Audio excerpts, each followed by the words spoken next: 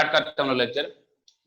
पिछले क्लास में हम लोग जो चीजें पढ़े हैं एक बार मैं रिमाइंड करना चाह रहा हूँ। जैसे हम लोग जो है एसएचएम की कंडीशन डिस्कस किए थे कि एसएचएम के लिए जो बेसिक कंडीशन है, बेसिक जो रिक्वायरमेंट है, किसी ऑब्जेक्ट पर अगर जो फोर्स लग रहा है F equal to minus K x, अगर F equal to minus K x का फॉर्मेट है where x is the displacement from mean position, x is the displacement from mean position, तो इस केस में जो पार्टिकल होगा वो पार्टिकल एसएचएम परफॉर्म करेगा। ठीक, ये पढ़ा था हम लोग।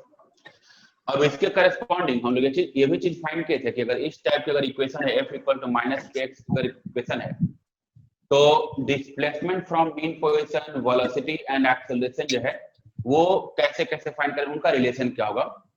तो displacement from mean position x as a function of t, इसका इक्वेशन आया था दैट इज इक्वल टू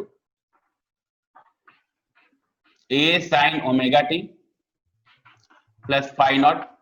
ठीक, एंड इसी को एक बार डिफरेंशिएट किए थे तो v as a function of t आ गया था, फिर a as a function of t find किए थे, फिर एलिमिनेशन का यूज करके हम लोग v as a function of x calculate किए थे, a as a function of x find किए थे and finally a as a function of v calculate किए थे। ठीक, इतना सारा कैलकुलेशन हुआ था। फिर जो है उसके बाद हम लोग ये भी चीज डिस्कस किए थे कि जैसे अगर पार्टिकल एसएचएम परफॉर्म कर रहा है तो इन केस ऑफ एसएचएम दो तीन पार्टिकुलर पोजीशंस जो हैं ये हम लोग को जानने होंगे, दो तीन पार्टिकुलर जो है लोकेशंस जो है हम लोग के लिए इंपॉर्टेंट है। एंड उन लोकेशंस में एक लोकेशन का हम लोग का इक्विलिब्रियम पोजीशन, मीन पोजीशन। तो फर्स्ट पॉइंट हम लोग मीन पोजीशन का डिफाइन किए थे। मीन पोजीशन जो है, मीन पोजीशन के करस्पॉन्डिंग हम लोग बात किए थे कि अगर कोई पार्टिकल मीन पोजीशन पे, इक्विलिब्रियम पोजीशन पे है तो एट मीन पोजीशन पार्टिकल पे फोर्स जीरो होगा, पार्टिकल का एक्सेलरेशन जीरो होगा, displacement from mean position zero होगा, लेकिन जो वेलोसिटी होगा वो वेलोसिटी मैक्सिमम होगा। ठीक, एंड इसकी value v equal to plus minus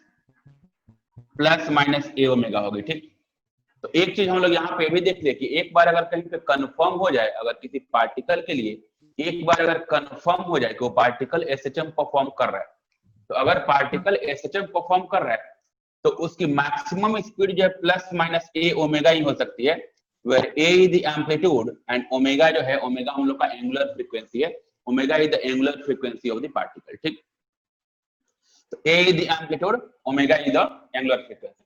ये कहीं भी होगा, कहीं भी अगर एक बार कंफर्म हो जाए कि पार्टिकल एसएचएम परफॉर्म कर रहा है तो मैक्सिमम स्पीड इसकी उस पार्टिकल की ए ओमेगा ही होगी एंड वो हमेशा मीन पोजीशन पे ही होगा, मीन पोजीशन में पार्टिकल की स्पीड मैक्सिमम होगी। फिर हम लोग जो है यही फाइंड किए थे कि एक एक्सट्रीम पोजीशन जो है, एक्सट्रीम पोजीशन की जो लोकेशन है, एक्सट्रीम पोजीशन की लोकेशन ये भी हम लोग के लिए जरूरी है, इंपॉर्टेंट है। एक्सट्रीम पोजीशन की प्रॉपर्टी क्या है, इसको हम लोग डिफाइन किए थे कि अगर पार्टिकल एक्सट्रीम पोजीशन पे है तो एक्सट्रीम पोजीशन पे एक चीज कंफर्म है कि पार्टिकल की वेलोसिटी जीरो होगी। ठीक, तो मीन पोजीशन पे फोर्स जीरो, एक्सट्रीम पोजीशन पे वेलोसिटी जीरो। ये बेसिक प्रॉपर्टीज है, इन पोजीशंस की बेसिक प्रॉपर्टी है कि at mean position force zero, extreme position velocity zero. ठीक, तो वेलोसिटी जीरो हो गया। इसके अलावा एक्सेलरेशन मैक्सिमम होगा, फोर्स मैक्सिमम होगा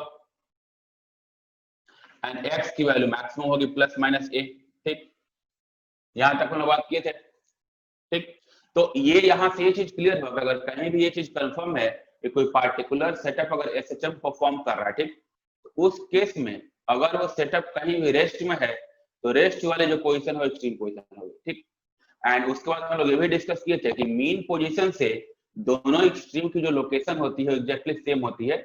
एक एक्सट्रीम की पोजीशन, एक एक्सट्रीम पोजीशन का जितना डिस्टेंस होता है दूसरे एक्सट्रीम पोजीशन का ही जो है उतना ही डिस्टेंस होता है। ठीक, ठीक है, यहाँ तक तो डिस्कशन हुआ था हम लोग का। सर हाँ जी बताओ। सर कल जो एक टर्म बताया थे सर, ऑक्सीलेशन के टर्म और इसको एसएचएम का, मतलब दोनों का सर फिजिकल सिग्निफिकेंस समझ नहीं आया था थोड़ा सा कि क्या रिलेशन दिए थे। मैंने ये बोला था कि एसएचएम जो है, मतलब एसएचएम एक ऑसिलेटरी मोशन है, लेकिन हर एक ऑसिलेटरी मोशन जो है एसएचएम नहीं बोल सकते, या हर एक पीरियोडिक मोशन एसएचएम नहीं बोल सकते हैं। एसएचएम एक्चुअली क्या है, एसएचएम जो है ऐसा नहीं कि पीरियोडिक मोशन करने में, एसएचएम एक पार्टिकुलर कंडीशन करने में जहां पे F equal to minus K x होता है। ठीक, F equal to minus K x के अलावा किसी को एसएचएम नहीं बोलेंगे। सिंपल सा यही ध्यान रखो कि ऑसिलेटरी मोशन या पीरियोडिक मोशन को सोचना ही नहीं, बस मैं ये बोल रहा हूं कि कहीं पे भी अगर पार्टिकल पे ये फोर्स लग रहा है F equal to minus K x लग रहा है, इसी का नाम एसएचएल है। बात समझ आती है? जैसे तो वही इसका नाम दे दिया। अब जैसे ऐसे सोचो ना इसको कि मान लो कि बहुत सारे स्टूडेंट जो हैं, स्टूडेंट स्टडी कर रहे हैं, सपोज, हाँ क्या नाम हुआ तुम्हारा? उज्जवल। उज्जवल। तो ठीक है, मान लो कि तुम्हारा नाम मैंने उज्जवल रख दिया, ठीक। तो नाम तुम्हारा उज्जवल रख दिया, तो अब तुम्हारे बैच में बहुत सारे स्टूडेंट हैं, सब लोग इंजीनियरिंग की तैयारी कर रहे हैं, कोई मेडिकल की तैयारी कर रहा है, लेकिन सबको तो उज्जवल नहीं बोलेंगे ना जी। तुम्हारा नाम अगर उज्जवल है तो तुम ही को उज्जवल बोलेंगे, ऐसा नहीं कि तुमसे सिमिलर कोई आदमी दिखेगा तो उसको उज्जवल बोलने लगेंगे। बात समझ में आती है जी? जैसे कि मैंने ऑसिलेटरी मोशन को एसएचएम नहीं बोला है, मैंने एक पार्टिकुलर कंडीशन को एसएचएम बोला है, एंड वो पार्टिकुलर कंडीशन क्या है? F equal to minus K X. F equal to minus K X को ही एसएचएम बोलते हैं, उसके अलावा कोई कंडीशन होगा, कोई भी होगा तो उसको एसएचएम नहीं बोलेंगे।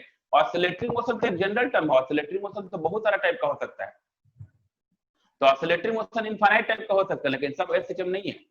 तो एसएचएम एक पार्टिकुलर कंडीशन है when F equal to minus K X, ठीक।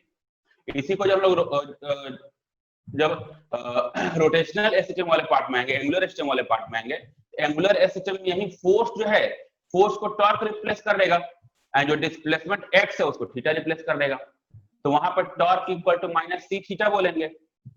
लेकिन बात वही है कि जहां पे फोर्स या टॉर्क जो है डायरेक्टली प्रोपोर्शनल टू डिस्प्लेसमेंट हो एंड हमेशा toward the mean position act करे, वो पार्टिकुलर कंडीशन जो है एसएचएम बोली जाती है।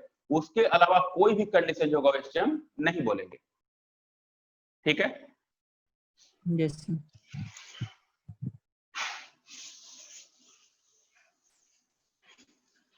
ठीक है, अब जो है जैसे एक टर्म और हम लोग डिफाइन करते हैं, एंगुलर फ्रीक्वेंसी। अगेन उसको डिफाइन करते हैं। ओमेगा जो है, omega is equal to under root K by M, ये डिफाइन कहते हैं, and that is equal to angular frequency.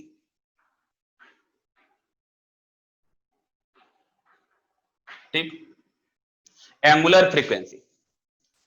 तो एंगुलर फ्रीक्वेंसी जो है, एंगुलर फ्रीक्वेंसी जो फिजिकल क्वांटिटी है, अब इस एंगुलर फ्रीक्वेंसी के बारे में कुछ पार्टिकुलर पॉइंट्स लिख लेंगे हम लोग यहाँ पे।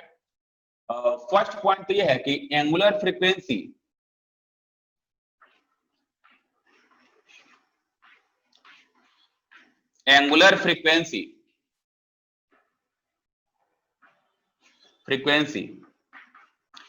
is a setup dependent quantity, is a setup dependent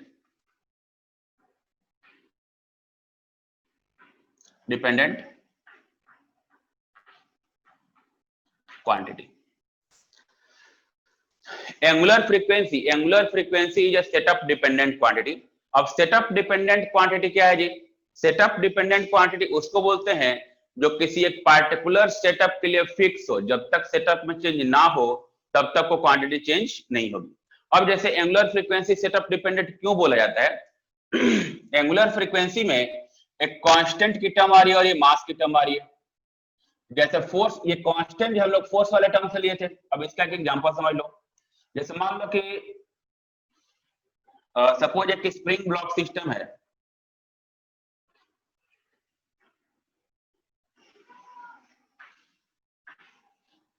इसका मास हो गया, ठीक, स्प्रिंग कांस्टेंट के। तो अब इस स्प्रिंग ब्लॉक सिस्टम में इस ब्लॉक को सपोज मैंने ऐसे ऑसिलेट करा दिया, ठीक। इस ब्लॉक को ऑसिलेट कराओगे, इस पे जो फोर्स एक्ट करेगा, इस ब्लॉक पे जो फोर्स एक्ट करेगा वो हम लोग का इस के पे डिपेंडेंट होगा, ठीक। तो फोर्स की वैल्यू इस के पे डिपेंडेंट हो गई, एंड जब यहाँ पे आप ओमेगा जब कैलकुलेट करोगे तो यहाँ पे जो ओमेगा की वैल्यू आएगी, ओमेगा इज इक्वल टू, ये आएगा again root K by M, लेकिन यहाँ पे जो के होगा इस स्प्रिंग का स्प्रिंग कांस्टेंट होगा, ठीक। आगे इसको सॉल्व करेंगे हम लोग तो ये क्वेश्चन फिर से सॉल्व होगा, लेकिन अभी मैं समझाने के लिए बता रहा हूँ ये के यहाँ पे ओमेगा में के हम लोग का स्प्रिंग कांस्टेंट आ गया और मास इस ब्लॉक का हो गया। अब एक चीज बताओ कि जब तक इस ब्लॉक का मास चेंज नहीं करेंगे या जब तक इस स्प्रिंग को चेंज नहीं करेंगे, क्या ओमेगा की वैल्यू चेंज होगी? No sir. ओमेगा तो फिक्स रहेगा। तो जब तक ये ब्लॉक या स्प्रिंग कांस्टेंट का वैल्यू चेंज नहीं होगा तब तक ओमेगा की वैल्यू फिक्स रहेगी। यानी कि ओमेगा इस सेटअप पे डिपेंडेंट हो गया, जब तक इस सेटअप चेंज नहीं होगा तब तक ओमेगा जो है फिक्स रहेगा। एंड जो एंगुलर फ्रीक्वेंसी है इसका डायरेक्ट रिलेशन जो होता है वो टाइम पीरियड से होता है, ठीक। तो यानी कि जिस सेटअप के लिए एंगुलर फ्रीक्वेंसी फिक्स है उस पार्टिकुलर सेटअप का टाइम पीरियड भी फिक्स होता है, ठीक। या फ्रीक्वेंसी टर्म अगर देखा है, टाइम पीरियड जो है 1/फ्रीक्वेंसी बोलते हैं। तो टाइम पीरियड आगे हम लोग डिफाइन करेंगे, ठीक। अभी इसको नोट भी कर लेते हैं। टाइम पीरियड अगर मैं टी बोलूं तो टी होता है 2π/ओमेगा। 2π/ओमेगा कैसे आता है इसको हम लोग देख लेंगे, ठीक। तो time period 2π/ओमेगा,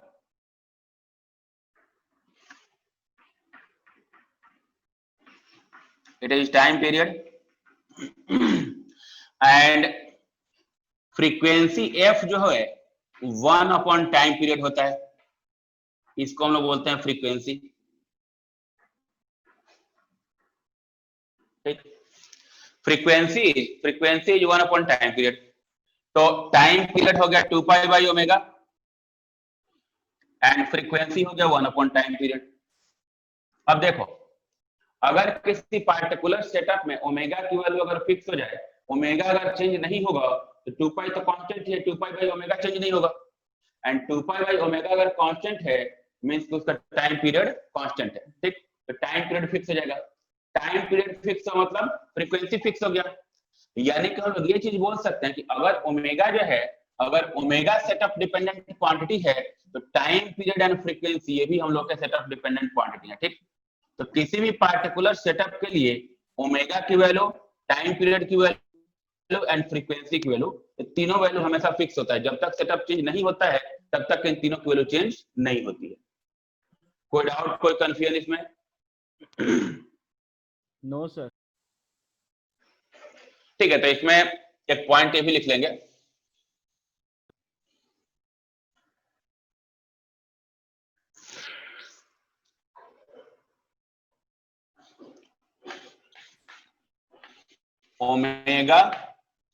omega T and frequency F all are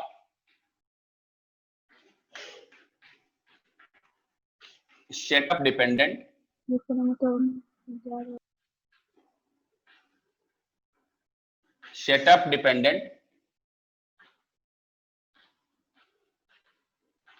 quantities। ये सभी जो है, ये सभी सेटअप डिपेंडेंट क्वांटिटीज हैं, इनकी वैल्यू चेंज नहीं होती है। कोई परेशानी इसमें? ठीक ठीक है। अब जो है जैसे सर यहाँ पे ये सेटअप डिपेंडेंट कैसे हुआ ये नहीं समझ आया। इसी के लिए तो मैं यहाँ पे समझा रहा था कि जैसे मान लो कि मैं एंगुलर फ्रीक्वेंसी अगर फाइंड करता हूँ, तो जैसे सपोज इस पार्टिकुलर सेटअप का मैं एंगुलर फ्रीक्वेंसी कैलकुलेट करता हूँ, तो आगे इसका हम लोग एंगुलर फ्रीक्वेंसी फाइंड करेंगे, पूरा जो है प्रोसेस फॉलो करेंगे। मैं अभी इंफॉर्मेशन के लिए बोल रहा हूँ कि इसका जब एंगुलर फ्रीक्वेंसी फाइंड करोगे तो उसकी वैल्यू जो है √k/m आती है, जहां पे k इसका स्प्रिंग कांस्टेंट है और m इस ब्लॉक का मास है, ठीक। तो k स्प्रिंग कांस्टेंट हो गया और m इस ब्लॉक का मास हो गया। अब ये चीज बताओ कि जब तक इस सेटअप में इस ब्लॉक को चेंज नहीं करेंगे या जब तक इस सेटअप में इस स्प्रिंग को चेंज नहीं करेंगे तो या तो ब्लॉक चेंज हो जाए नहीं तो स्प्रिंग चेंज हो जाए। अगर इन दोनों में से कोई भी चेंज अगर नहीं होता है तो क्या ओमेगा की वैल्यू चेंज होगी?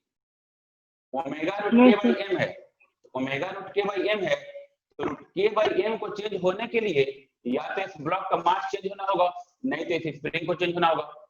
एंड अगर इन दोनों में से कोई भी चेंज नहीं करते हैं तो ओमेगा की वैल्यू नहीं होगी, ठीक। यानी कि ओमेगा फिक्स हो गया। तो इस पार्टिकुलर सेटअप की अगर बात करें, जो स्प्रिंग ब्लॉक सिस्टम हम लोग यहाँ पे कंसिडर किए हैं, इस पार्टिकुलर सेटअप की बात करें तो क्या मैं ये चीज बोल सकता हूँ कि for this particular setup omega जो होगा कांस्टेंट होगा? एंड Yes, अगर sir. इस पार्टिकुलर सेटअप के लिए ओमेगा कांस्टेंट है तो ओमेगा का टाइम पीरियड के साथ रिलेशन होता है 2 pi by omega t equal to 2 pi by omega, and वैसे ही फ्रीक्वेंसी का होता है 1 अपॉन टाइम पीरियड। तो अगर ओमेगा कांस्टेंट है तो t कांस्टेंट हो जाएगा, t कांस्टेंट है तो फ्रीक्वेंसी कांस्टेंट हो जाएगा, यानी कि इस पूरे इन तीनों क्वांटिटीज का जो है इस पार्टिकुलर सेटअप के लिए वैल्यू फिक्स हो जाएगी। तो अब हम लोग बोलेंगे कि तीनों क्वांटिटी जो है इस पार्टिकुलर सेटअप पे डिपेंडेंट है।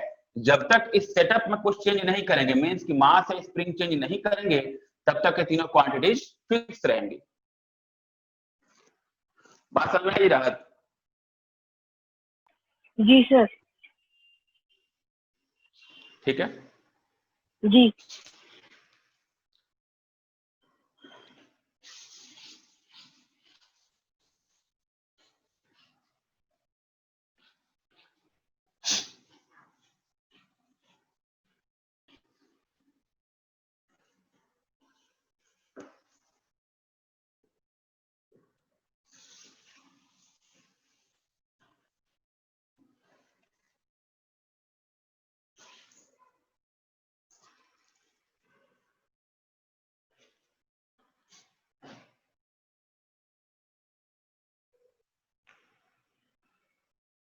ठीक है, नेक्स्ट पॉइंट पे आते हैं।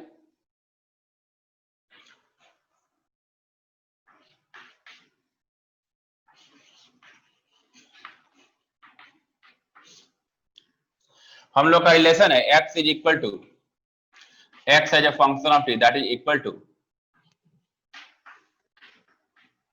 a sin omega t plus phi naught, x equal to a sin omega t plus phi naught. ये अब यहाँ पर हम लोग ये चीज डिफाइन कर सकते हैं, a जो है हम लोग का एम्पलीट्यूड है एंड फाई नॉट जो है इनिशियल फेज एंगल है। ठीक, एक्चुअली अगर देखा जाए तो ये जो पूरी टर्म है omega t plus phi naught, इस पूरे टर्म को हम लोग बोलते हैं फेज एंगल। फेज एंगल, ठीक, omega T plus phi naught जो है, omega T plus phi naught, ये होल टर्म जो है हम लोग का फेज एंगल कहलाता है। ठीक, एंड अगर ये पूरा टर्म फेज एंगल है तो अब t इक्वल टू 0 पुट करने पे इस पूरे एक्सप्रेशन में यहाँ पर t इक्वल टू 0 पुट करने पे फेज एंगल की वैल्यू क्या आएगी? Phi naught. उसी का हम लोग बात कर रहे थे कि phi naught initial phase angle है, means it is the phase angle at t equal to 0। तो फेज एंगल को मान लो कि मैं फाई से रिप्रेजेंट करता हूं, तो that means phase angle phi is equal to omega T plus phi naught, ये होगा। And at t equal to 0, at t equal to 0 t करेंगे तो phi is equal to phi naught. ठीक, ये आता है। अब जो है यहाँ पे फेज एंगल जो मैंने डिफाइन किया है, phase angle omega T plus phi naught, हम लोग को ये चीज फाइंड करना है कि फेज एंगल की वैल्यू डिफरेंट लोकेशंस पे इस फेज एंगल की वैल्यू कैसे कैलकुलेट करते हैं। ठीक, एंड उसके करस्पॉन्डिंग इक्वेशन में क्या क्या चेंजेस आ सकते हैं। तो पहले अलग अलग लोकेशन के लिए फेज एंगल की वैल्यू फाइंड करते हैं।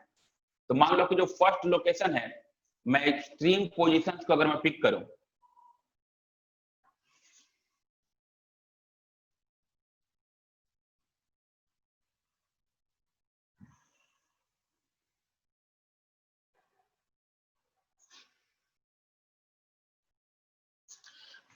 सपोज ये क्वेश्चन बोल रहा है कि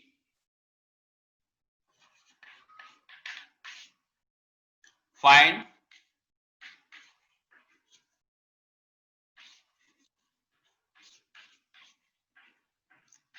the phase angle at x equal to plus A. Suppose ये बोल रहा है कि x equal to plus A जो है, x equal to plus A वाले लोकेशन पे फेज एंगल की वैल्यू क्या होगी। ठीक, तब x इक्वल टू प्लस ए के लिए फेज एंगल फाइंड करना है। कैसे सॉल्व करेंगे?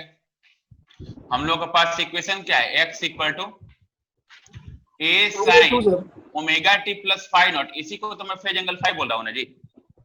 Omega T plus phi naught, इन दोनों को कंबाइन करके पूरे एक्सप्रेशन को, ये पूरा जो टर्म है ये हम लोग का फेज एंगल है।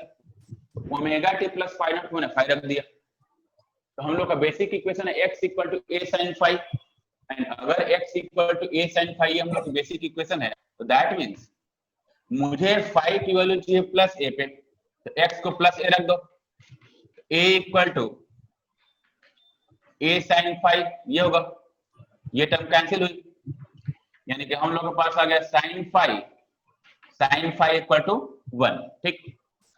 एंड साइन फाई की वैल्यू 1, तो साइन थीटा 1 जो है बिटवीन 0 to 2 पाई अगर देखा जाए, साइन थीटा की वैल्यू 1 जो है पाई बाई 2 के लिए हो जाएगा।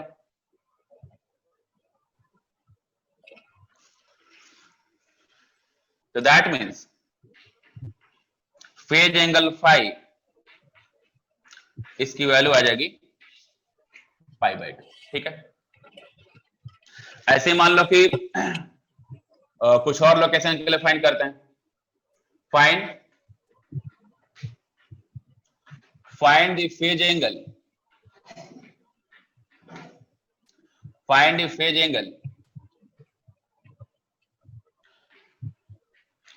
at x equal to minus, अगर कैलकुलेट करें तो साइन फाई सारा कुछ सेम होगा, साइन फाई की वैल्यू माइनस 1 हो जाएगा, 3 पाई बाई 2 हो जाएगा।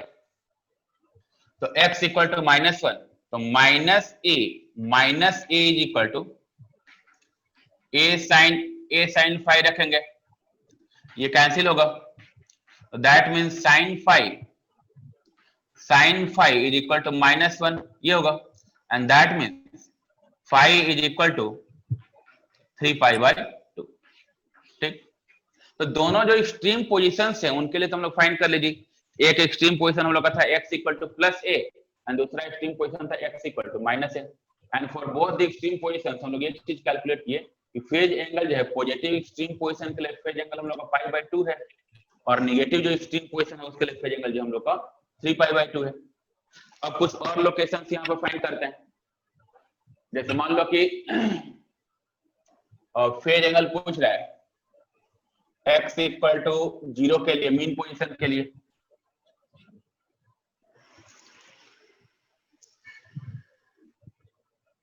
So 0 और पाई, 0 एंड पाई,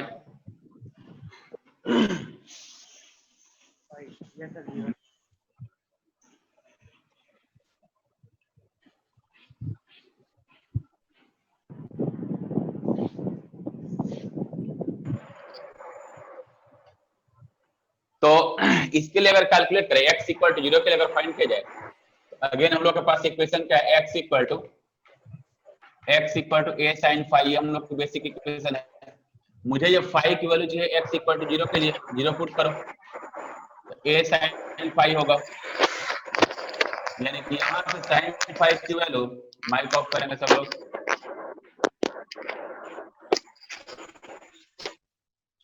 sin फाई की वैल्यू 0 हो गई, एंड sin फाई अगर 0 है तो यहां से sin थीटा की वैल्यू 0 जो होती है, 0 से 2 पाई के बीच में अगर देखा जाए तो थीटा जो है 0 एंड पाई, दो वैल्यू आ जाएगी, 2 पाई को काउंट करेंगे तो 2 पाई भी हो जाएगा।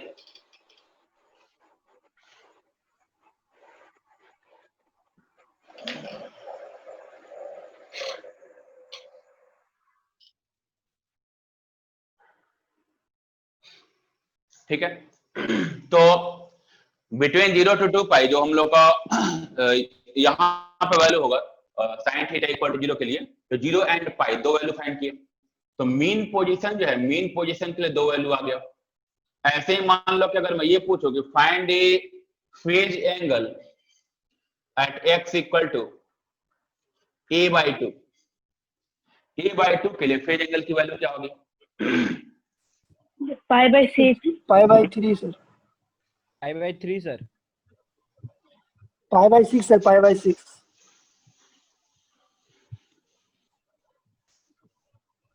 पाई बाई 6 होगा, pi by 6 and 5 pi by 6। अच्छा, तो इसको अगर सॉल्व किया जाए, x equal to a by 2 के लिए फाइंड करना चाह रहे हैं, तो बेसिक इक्वेशन अगेन पुट करेंगे, x equal to a sine phi, ये हम लोग की बेसिक इक्वेशन है। अब यहाँ पे मुझे a बाई 2 के लिए कैलकुलेट करना है, तो a by 2 equal to a sin phi, ये रखेंगे ना जी, एक ही टर्म कैंसिल हुई, यानी कि हम लोग के पास इक्वेशन है sin phi equal to 1/2, sin phi equal to 1/2, ठीक। sin phi की वैल्यू 1/2 है, तो अब ये देखना है कि साइन पॉजिटिव है, थोड़ा सा अगर ट्रिग्नोमेट्री का यूज करें तो साइन पॉजिटिव में वैल्यू आ रहा है, साइन पॉजिटिव होता है first quadrant and second quadrant both, ठीक। तो फर्स्ट एंड सेकंड दोनों में पॉजिटिव होगा, तो करस्पॉन्डिंग टू फर्स्ट क्वाड्रेंट इसमें वैल्यू आएगी 1/2 के corresponding π/6 and corresponding to second quadrant 150 degree का सर। 5/6, तो दैट मींस फाई जो है फाई की दो वैल्यू आएगी, एक हो जाएगा π/6 एंड दूसरा हो जाएगा 5π/6, ठीक। ये दो वैल्यू है, कोई कंफ्यूजन इसमें, कोई परेशानी? तो ऐसे जो है, ऐसे किसी भी पार्टिकुलर एंगल के लिए, किसी भी पार्टिकुलर पोजीशन के लिए हम लोग चाहें तो फेज एंगल की वैल्यू क्या होगी ये हम लोग फाइंड कर सकते हैं। अब इसको जो है थोड़ा सा डायग्राम में प्लॉट करते हैं हम लोग।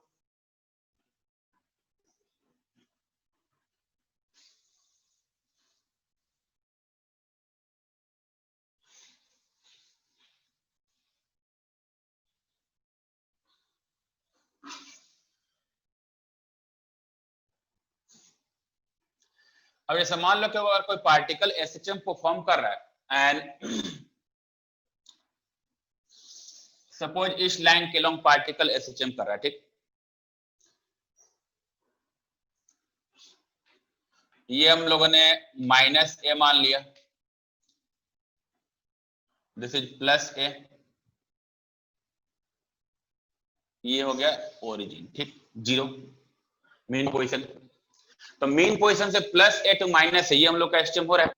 अभी हम लोग फेज एंगल फाइंड किए थे, तो फेज एंगल जो है +a के लिए आया था π/2, +a के लिए π/2 आया था, -a के लिए आया था 3π/2, 3π/2।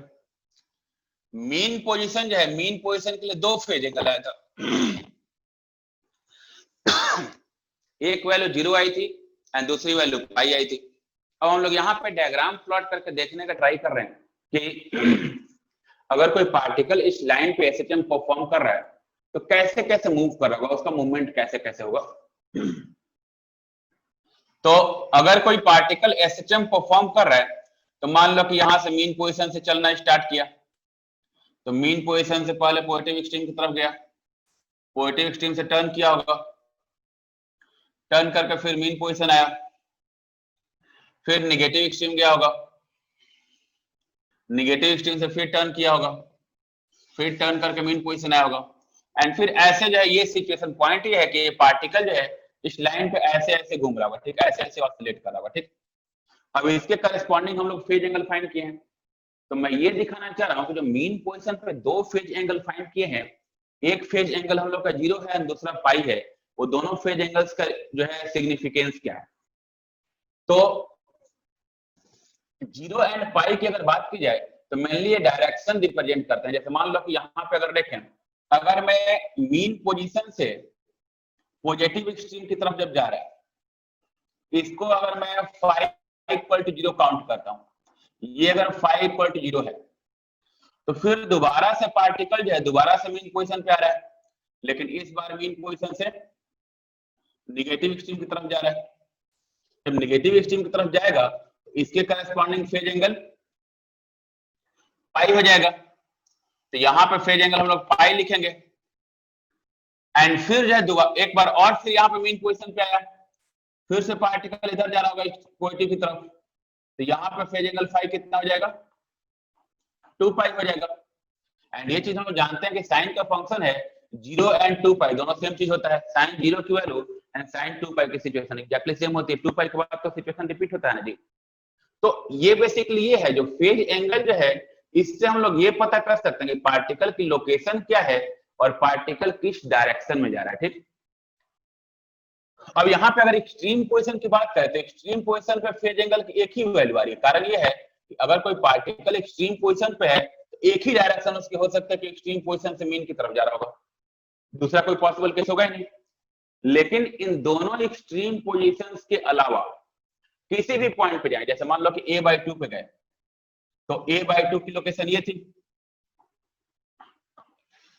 नाउ एट दिस लोकेशन हम लोग दो फेज एंगल अभी फाइंड किए हैं, एक π/6 है एंड दूसरा 5π/6 है। तो π/6 जो है, अब पॉइंट यही है कि इस पूरे एसएचएम को मेनली 4 पार्ट में डिवाइड कर दिया गया। ठीक, पूरे एसएचएम में एक पूरा जो है कंप्लीट किया एसएचएम, अगर कोई पार्टिकल जो है ये कंप्लीट एसएचएम पूरा अगर कंप्लीट करता है तो इसमें मान लिया गया कि टोटल जो है 2π एंगल वो कंप्लीट किया। तो क्योंकि 2π एंगल के बाद देखो 2π एंगल के बाद फिर से दोबारा से मोशन रिपीट होना स्टार्ट हो गया है। तो 0 से 2π एंगल को 4 पार्ट में डिवाइड कर दिया गया। ठीक, 0 से 2π एंगल को 4 पार्ट में कैसे कैसे डिवाइड किए? अब डिवीजन का ये है कि 0 से π/2 जो है ये मीन पोजीशन से पॉजिटिव एक्सट्रीम जाने की सिचुएशन हो गई। π/2 से पाई जो है वो पॉजिटिव एक्सट्रीम से मीन की तरफ आने की सिचुएशन हो गई। फिर जो है पाई से 3π/2 जो है मीन पोजीशन से निगेटिव एक्सट्रीम गया एंड फिर 3π/2 से 2π जो है निगेटिव एक्सट्रीम से मीन पोजीशन आया और इसके बाद चीजें रिपीट होने लगी। और जो है इनके बीच में पार्टिकल की लोकेशन कैसे कैसे चेंज हो रही है फेज एंगल से इजीली बता सकते हैं। जैसे मान लो कि हमारे पास पोजीशन है a/2, तो a/2 पोजीशन पे प्लस a/2 पोजीशन पे दो फेज एंगल कैलकुलेट हुआ है। एक फेज एंगल कैलकुलेट हुआ है π/6 एंड दूसरा कैलकुलेट हुआ है 5π/6। तो π/6 जो है ये 0 से π/2 के बीच का एंगल है, यानी कि इसमें पार्टिकल मीन से पॉजिटिव एक्सट्रीम की तरफ जा रहा होगा। तो ये जो केस होगा ये φ = π/6 का होगा एंड फिर दोबारा से पार्टिकल जो है इस लोकेशन पे आएगा, लेकिन इस बार पार्टिकल जो है पॉजिटिव एक्सट्रीम से मीन पोजीशन की तरफ जा रहा होगा। तो ये जो फेज एंगल होगा ये 5π/6 होगा। ठीक, यानी कि एक ही लोकेशन पे पार्टिकल के दो डायरेक्शन आ गए।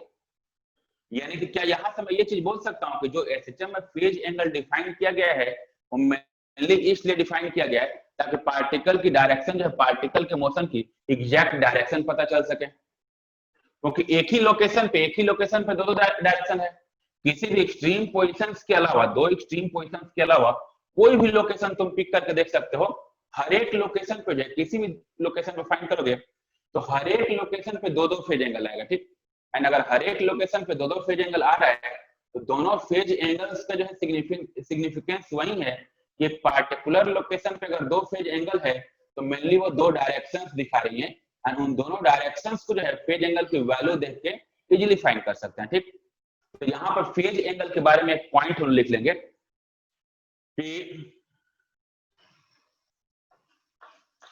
there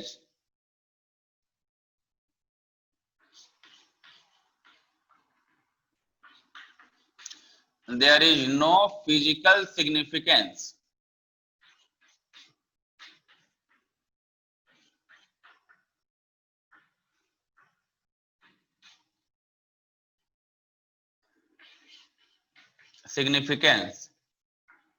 of phase angle of a phase angle. There is no physical significance of a phase angle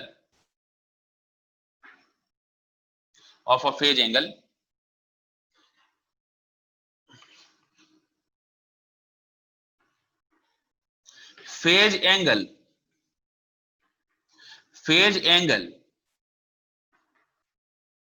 in SHM only tells about the direction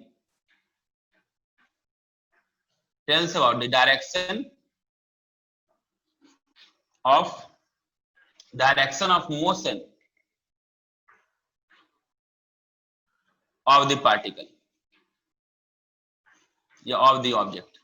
ठीक, ऑब्जेक्ट के मोशन की डायरेक्शन बताता है। जो फेज एंगल होता है वो ऑब्जेक्ट के मोशन की केवल डायरेक्शन बताता है, इसके अलावा इसका कोई फिजिकल सिग्निफिकेंस नहीं है। मींस कि फेज एंगल को मेजर वगैरह नहीं कर सकते। ऐसा नहीं कि फेज एंगल देखेगा हम लोग। ऑब्वियस सी बात है कि इस लाइन पे पार्टिकल इस लाइन पे ऐसे ऐसे घूम रहा है कोई एंगल का तो फॉर्मेशन हो नहीं रहा है, लेकिन फिर भी हम लोग एंगल टर्म यूज कर रहे हैं, ठीक। तो फेज एंगल जो होता है, फेज एंगल मेनली फेज बताता है, फेज जो है मेन सिचुएशन को बोलते हैं, ठीक। एग्जैक्ट उसकी सिचुएशन क्या है, तो फेज एंगल से उस पार्टिकल की एग्जैक्ट सिचुएशन पता चलती है, मींस की पार्टिकल की लोकेशन क्या है, उस लोकेशन पे पार्टिकल की डायरेक्शन क्या है, उस डायरेक्शन को जो है हम लोग जो है इजीली फेज एंगल से फाइंड कर सकते हैं, ठीक। कोई दिक्कत? अब इसको ऐसे भी समझ सकते हो, मान लो कि फेज एंगल क्यों इंट्रोड्यूस हुआ, इसके पीछे लॉजिक ये है कि अगर मान लो कोई पीरियोडिक मोशन हो रहा है, सपोज कोई आदमी जो है पटना टू आरा जो है ऐसे जो है ट्रेवल कर रहा है, ठीक। उसका बस एक ही टास्क है कि पटना से आरा जाना और फिर आरा से पटना। अब ऐसे केस में मान लो कि अगर कोई किसी ने पूछा कि, या किसी ने बताया कि उस आदमी की जो लोकेशन है वो सपोज बीटा के पास है, ठीक।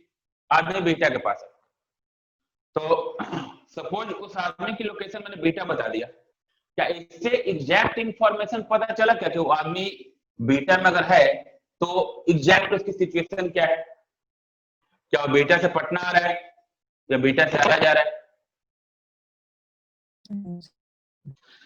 तो पॉइंट वही है कि एसएचएम में पोजीशन बताने से, अगर केवल मैं पोजीशन एक्सप्लेन कर रहा हूं तो एग्जैक्ट पोजीशन बताने से एसएचएम में पार्टिकल की एग्जैक्ट सिचुएशन क्या है ये हम लोग को नहीं पता चलती। एग्जैक्ट सिचुएशन के लिए हम लोग को फेज एंगल भी बताना पड़ता है, तो पोजीशन के साथ फेज एंगल जरूरी है, फेज एंगल से एग्जैक्ट डायरेक्शन पता चल जाती है, ठीक। जैसे यहीं पर अगर देखा जाए तो मान लो कि मैंने एक बार बोला कि पार्टिकल जो है पार्टिकल a/2 पे, ठीक। पार्टिकल a/2 पे मैंने बोल दिया, तो क्या पार्टिकल को a/2 बोल देने से उसकी एग्जैक्ट सिचुएशन पता चली? नहीं पता चली। लेकिन अगर मैं ये बोलूं कि पार्टिकल का फेज एंगल π/6 है, तो जैसे ही फेज एंगल π/6 बोले एग्जैक्ट हम लोग को पता चल गया कि पार्टिकल a/2 पे है एंड पॉजिटिव स्ट्रीम की तरफ जा रहा है। बात समझ में आती है जी? ये सबको क्लियर हो रहा है कि नहीं हो रहा है जी सबको? Yes sir. Yes sir. तो फेज एंगल जो है, कोई भी अगर कोई पूछे कि फेज एंगल का क्या सिग्निफिकेंस है, ठीक। एसएचएम में फेज एंगल क्या बताता है, तो एसएचएम में फेज एंगल जो है पार्टिकल की एग्जैक्ट सिचुएशन बताता है कि पार्टिकल कहां पे है और किस डायरेक्शन में जा रहा है, ठीक। फेज एंगल बताते ही पार्टिकल की पोजीशन और डायरेक्शन सब कुछ पता चल जाता है। तो जैसे ही फेज एंगल π/6 बोलेंगे कंफर्म है कि पार्टिकल a/2 पे पॉजिटिव स्ट्रीम की तरफ जा रहा है। जैसे ही फेज एंगल 5π/6 बोलेंगे कंफर्म है कि पार्टिकल a/2 पे और जो है मेन पोजीशन की तरफ जा रहा है। तो फेज एंगल से पार्टिकल की एग्जैक्ट सिचुएशन क्या है ये हम लोग इजीली पता कर सकते हैं, ठीक।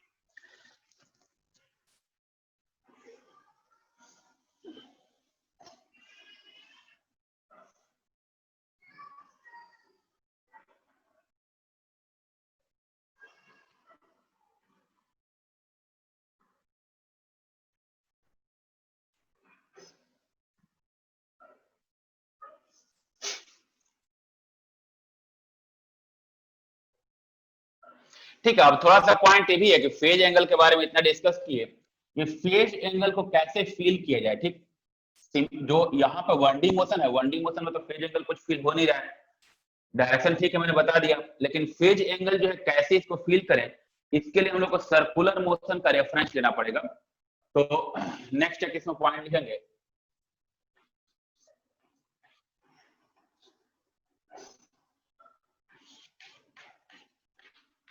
Circle of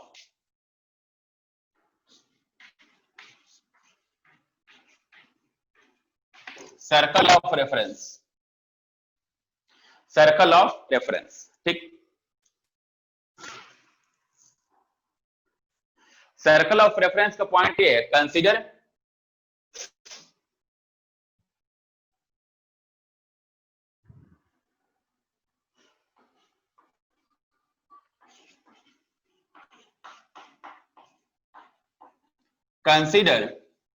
a uniform circular motion, uniform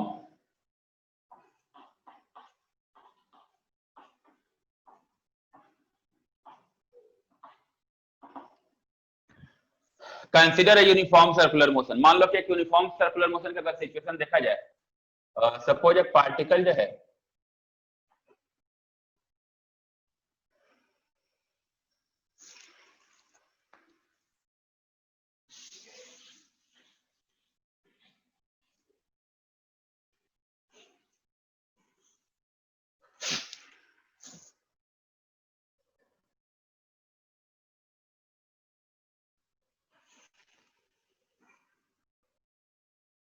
ठीक है, मान लो कि एक पार्टिकल ऐसे सर्कुलर मोशन परफॉर्म कर रहा है। अब इस सर्कुलर मोशन में सपोज जो है ये सर्कल का सेंटर मैंने ओरिजिन मान लिया, suppose this is X axis and this is Y axis, ठीक।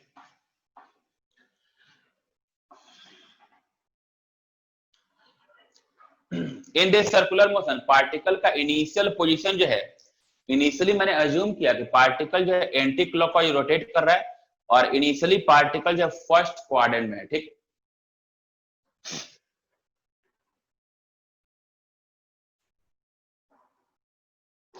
ये जो पार्टिकल की लोकेशन है मान लो कि A, it is at t equal to 0, t equal to 0 पे पार्टिकल पॉइंट ए पे है, ठीक। ऐसे पार्टिकल एंटी क्लॉकवाइज घूम रहा है एंड उस टाइम में पार्टिकल ए पे जब है तो यहां से रेडियस वेक्टर जो है सर्कुलर मोशन में डिफाइन होगा, इसको रेडियस वेक्टर हम लोग बोले थे। तो रेडियस वेक्टर का एक्स एक्सिस से जो एंगल है, ये एंगल मैंने अज्यूम कर लिया दिस इज पाई नॉट, ठीक। रेडियस वेक्टर का एक्स एक्सिस से जो एंगल है वो पाई नॉट है। अब पार्टिकल कांस्टेंट ओमेगा से अगर रोटेट कर रहा है तो टी टाइम में, यहां से टी टाइम के बाद अगर मैं एंगल की बात करूं तो टी टाइम में ओमेगा टी एंगल घूम जाएगा, ठीक। तो पार्टिकल टी टाइम में ओमेगा टी एंगल घूम गया, तो मान लो कि यहां पे आ गया, ये हो गया पॉइंट बी और ये t इक्वल टू टी की सिचुएशन है, ठीक। t इक्वल टू 0 पे पार्टिकल यहां पे था, t इक्वल टू टी पे पार्टिकल वहां चला गया एंड ओमेगा कांस्टेंट ओमेगा से रोटेट कर रहा है, तो ये जो एंगल होगा ये हम लोग का ओमेगा टी हो जाएगा, ठीक है। अब एट पॉइंट बी पे जब पार्टिकल है या एट एनी टाइम टी, मैं पार्टिकल का पोजीशन डिफाइन करना चाह रहा हूं, X and Y coordinate define करना चाह रहा हूं, ठीक। तो at T equal to T particle का अगर मैं एक्स कोऑर्डिनेट डिफाइन करूं तो कैसे, क्या लिख सकते हैं इस पे, एक्स या वाई कोऑर्डिनेट कैसे लिख सकते हैं। तो ये ठीक है, इसके पहले कुछ और पॉइंट्स हम लोग डिस्कस कर लेते हैं। जैसे यहां से पार्टिकल घूमना स्टार्ट किया, अब देखो अब पॉइंट बी पे गया तो पॉइंट बी के लिए एक्स कोऑर्डिनेट डिफाइन करना होगा तो यहां से परपेंडिकुलर हम ड्रॉ करेंगे, वाई कोऑर्डिनेट के लिए यहां पे परपेंडिकुलर ड्रॉ करेंगे। तो ये जो परपेंडिकुलर यहां से यहां तक होगा omega T plus phi naught R, अगर इसका रेडियस अगर मैं आर मान के चलता हूं, इसका रेडियस अगर कैपिटल आर है तो एक्स कोऑर्डिनेट यहां से यहां तक का जब मैं एक्स कोऑर्डिनेट लिखूंगा तो इसको लिख सकता हूं R cos omega T plus phi naught and ऐसे ही जब वाई कोऑर्डिनेट लिखूंगा तो यहां से यहां तक वाई कोऑर्डिनेट ये है, ये हो जाएगा R sine omega T plus phi naught. At T equal to T जो x की वैल्यू है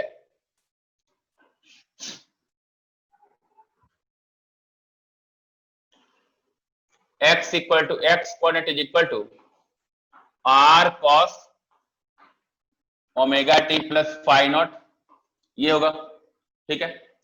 and y is equal to R sine omega T plus phi naught, ठीक है।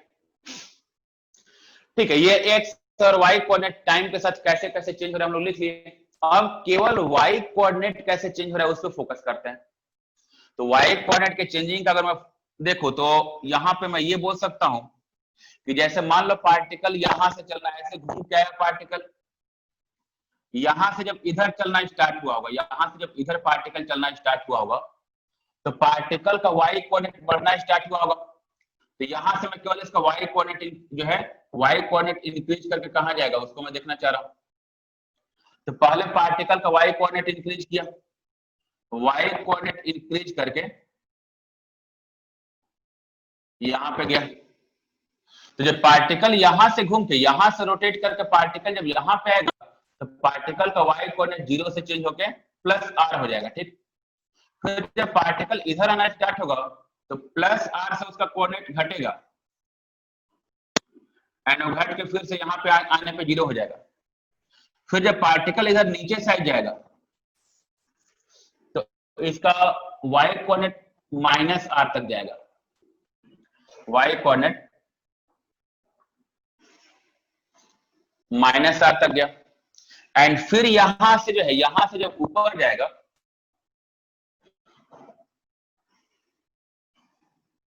तो इसका y कोऑर्डिनेट ऐसे हुआ, एंड फिर इसके बाद चीजें रिपीट होने लगी। तो केवल अगर मैं y कोऑर्डिनेट की अगर बात करूं तो y कोऑर्डिनेट को देख के हम लोग ये चीज बोल सकते हैं ना जी कि y कोऑर्डिनेट जो है, यहाँ पे पार्टिकल जो है y कोऑर्डिनेट के लिए ये पार्टिकल का मीन पोजीशन हो गया, ये हम लोग का y इक्वल टू 0 हो गया, ठीक। एंड y इक्वल टू 0 से पार्टिकल पहले पॉजिटिव एक्सट्रीम गया, फिर पार्टिकल मीन पोजीशन आया, फिर नेगेटिव एक्सट्रीम गया, फिर मीन पोजीशन आया, एंड फिर यहाँ के बाद चीजें रिपीट होनी स्टार्ट हो जाएंगी।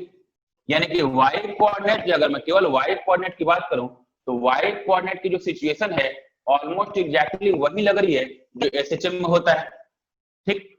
अब SHM से अगर मैं इसको कंपेयर करूं, जो SHM वाली कंडीशन हम लिखे हैं उससे अगर मैं कंपेयर करूं तो एक चीज है कि y equal to r sin omega t plus phi naught, ये लिखा हूं मैं, ठीक। तो r sin omega t plus phi naught, जो हम लोग का SHM का इक्वेशन था वो था x equal to a sin omega t plus phi naught, ये था x equal to a sin omega t plus phi naught. अब अगर मैं दोनों को कंपेयर कर दूं तो दोनों को अगर मैं कंपेयर कर दूं तो यहाँ पे भी sin omega t plus phi naught है और वहां पे भी sin omega t plus phi naught था। यहाँ पे जो omega t plus phi naught है वो बेसिकली क्या है जी, omega t plus phi naught is the angle made by radius vector with positive x axis, है जी। रेडियस वेक्टर का पॉजिटिव एक्स एक्सिस से जो एंगल है that is the omega T plus phi naught. ये हो जाएगा omega T plus phi naught, it is the angle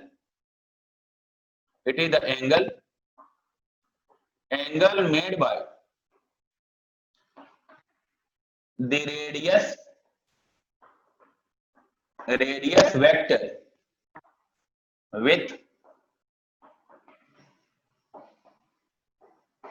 with the positive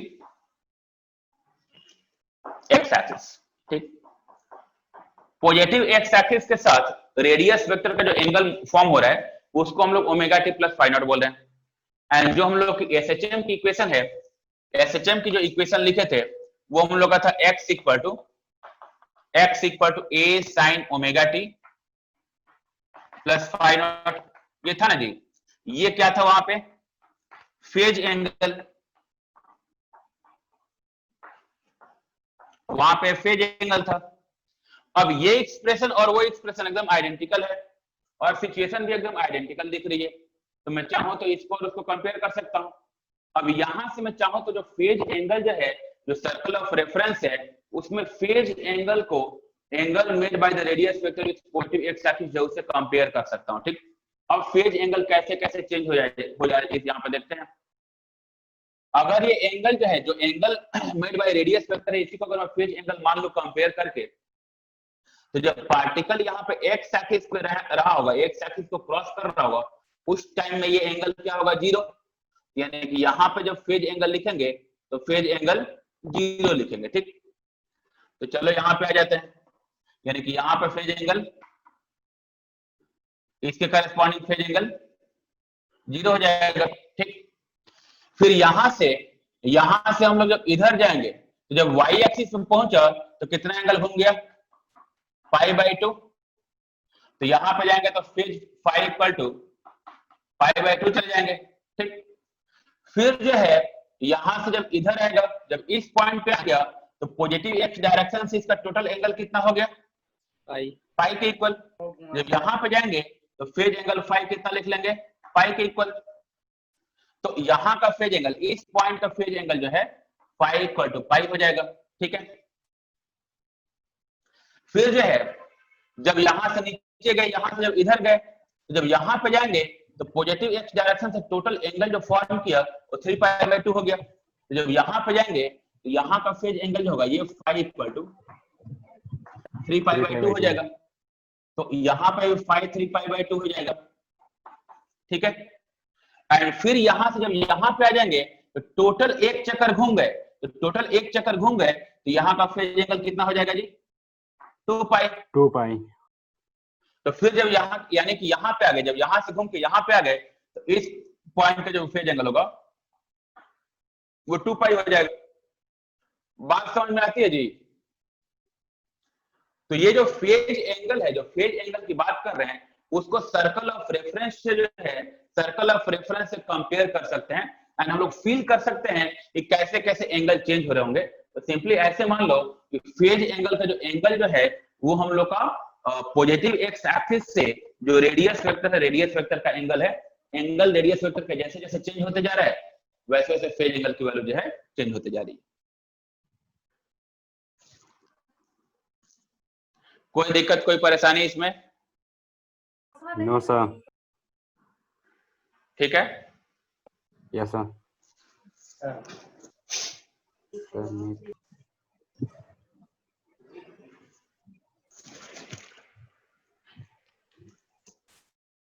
ठीक है, मिटा दे इसको। Yes sir. Just a second, sir.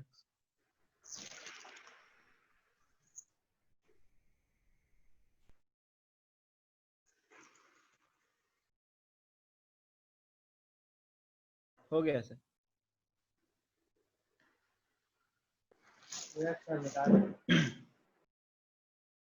हो गया सर।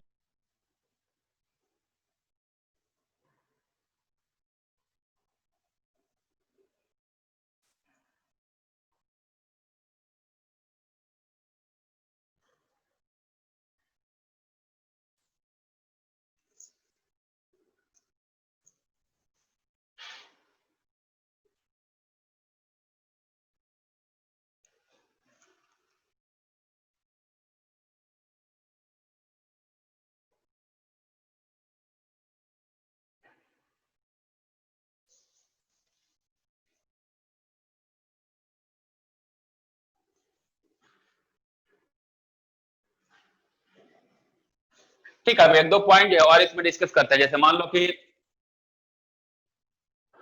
ऑन दिस सर्कल, जैसे अभी मैंने डिस्कस किया था,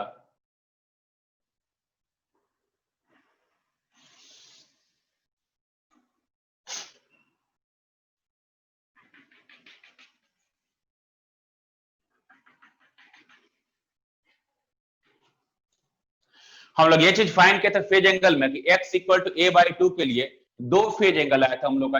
a/2 के लिए एक π/6 आया था, दूसरा 5π/6 आया था। अब उनको भी यहाँ पे मैं प्लॉट कर सकता हूं। तो अब यहाँ पे चूंकि y एक्सिस को हम लोग रेफरेंस मान के चले हैं, तो x इक्वल टू a/2 के करस्पॉन्डिंग यहाँ पे क्या होगा, r/2 हो जाएगा। तो मैंने r/2 जो है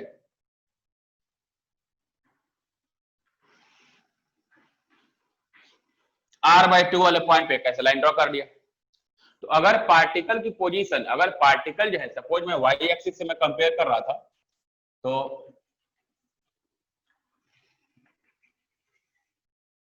यहां से स्टार्ट हुआ था, पार्टिकल पहले यहां पे गया, फिर पार्टिकल लौट कैसे आया,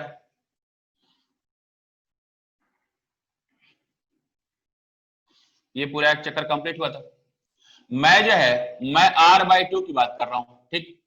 तो r/2 पे पार्टिकल दो बार है। यहां पे अगर देखें तो r/2 पे एक बार पार्टिकल यहां पे है और एक बार पार्टिकल यहां पे है, ठीक। अब फेज एंगल से मैंने क्या बोला कि इसी को हम लोग जो है डिस्टिंग्विश कर सकते हैं। अब वही फेज एंगल में सर्कल ऑफ रेफरेंस में ड्रॉ करो, तो phase angle circle of reference में क्या था, ये हम लोग का था angle with positive x axis. Positive x axis के साथ रेडियस वेक्टर का जो एंगल है उसको हम लोग फेज एंगल बोल रहे हैं। तो ये हो गया हम लोग का एक्स एक्सिस। अब देखो r/2 पे अगर पार्टिकल यहां पे है और पार्टिकल ऐसे जा रहे हैं, ठीक, इसके करस्पॉन्डिंग फेज एंगल ये होगा जी। तो ये फेज एंगल कितना फाइंड किए थे, π/6, ठीक। लेकिन यही r/2 की लोकेशन अगर पार्टिकल यहां पे है, मतलब एक्सट्रीम पोजीशन से मीन पोजीशन की तरफ अगर पार्टिकल आ रहा है, ठीक, मीन पोजीशन की तरफ अगर पार्टिकल मूव कर रहा है, तो अब इसके करस्पॉन्डिंग फेज एंगल ड्रॉ करना है, तो रेडियस वेक्टर ये प्लॉट करेंगे, ये रेडियस वेक्टर होगा। एंड अब जो एंगल होगा यहां से पूरा एंगल ये ड्रॉ करेंगे, यहां से पूरा एंगल ये ड्रॉ करेंगे, एंड अब ये जो एंगल है 5π/6 हो जाएगा। बात समझ में आती है जी? Yes sir.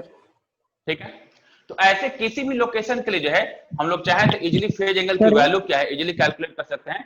बस ये ध्यान रखना होगा उसको जो है रेडियस वेक्टर जो है, रेडियस वेक्टर का एक्स डायरेक्शन से एंगल क्या है, उस एंगल से हम लोग को कंपेयर कर लेना है, ठीक। सर ये नहीं समझ में आया। मैं ये बोल रहा हूँ कि जैसे हम लोग अभी फाइंड किए थे ना जी कि x equal to a by two, x equal to a by two पे फेज एंगल की वैल्यू क्या होगी, जस्ट इसके पहले फाइंड किए थे। तो 5 की दो वैल्यू आई थी, एक पाई बाई 6 आया था और दूसरा 5 पाई बाई 6 आया था। ये फाइंड किए थे ना जी जस्ट इसके यस पहले। Sir, yes sir, yes sir.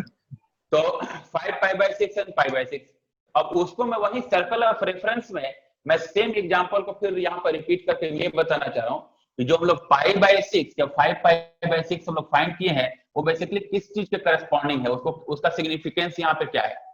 तो अब जैसे मैं वाई एक्सिस के मोशन को एसएचएम की तरह काउंट कर रहा हूँ, तो अब पार्टिकल जो है यहां से चलना स्टार्ट किया है, ये पार्टिकल का मीन पोजिशन हो गया है, मीन पोजीशन से पार्टिकल एक्सट्रीम पे गया और एक्सट्रीम से मीन पे आया। इस मोशन के दौरान पार्टिकल जो है दो बार जो है r/2 को क्रॉस किया है, ठीक। एक बार r/2 को इधर जाते टाइम क्रॉस किया है और एक बार r/2 को आते टाइम क्रॉस किया है, एंड इन्हीं दोनों लोकेशन के करस्पॉन्डिंग ये हम लोग पाई बाई 6 फाइंड किए हैं और ये 5 पाई बाई 6 फाइंड किए हैं। ये तो हम लोग कैलकुलेट किए हैं पहले। अब जो है मैं यहाँ पे ये बताना चाह रहा हूँ कि सर्कल ऑफ रेफरेंस में उनके करस्पॉन्डिंग अगर मैं एंगल ड्रॉ करूं तो रेडियस वेक्टर का एंगल कैसे प्लॉट करेंगे। अगर पार्टिकल r/2 पे है, r/2 पे है एंड पॉजिटिव साइड जा रहा है, प्लस r की तरफ जा रहा है, उसके करस्पॉन्डिंग पार्टिकल की लोकेशन ये रहेगी। इसका रेडियस वेक्टर का एक्स एक्सिस से जब एंगल फाइंड करेंगे तो ये एंगल ये आएगा और ये कितना हो जाएगा पाई बाई 6। एंड वहीं अगर मान लो कि ये पार्टिकल जो है r/2 पे है लेकिन मीन पोजीशन की तरफ आ रहा है, पॉजिटिव एक्सट्रीम से मीन की तरफ आ रहा है, यानी कि उसके करस्पॉन्डिंग लोकेशन ये होगा।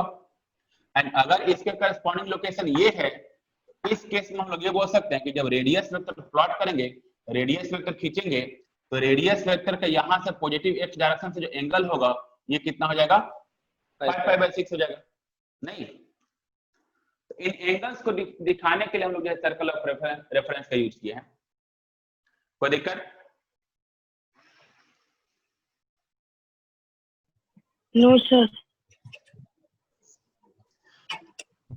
ठीक है। अब जो है जैसे जो चीजें हम लोग पढ़े हैं उनके बेस्ड जो है काइनेमेटिक्स में क्या क्या क्वेश्चंस आ सकते हैं काइनेमेटिक्स ऑफ एसएचएम से, तो कुछ बेसिक क्वेश्चन पहले सॉल्व करते हैं।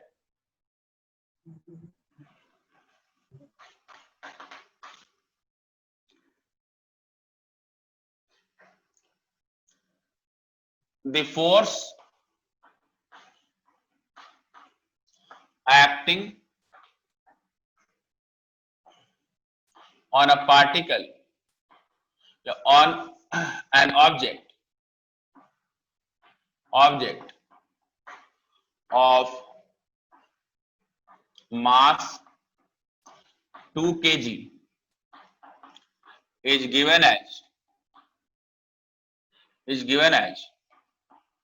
F equal to minus 10x, where x is the displacement from mean position, ठीक, where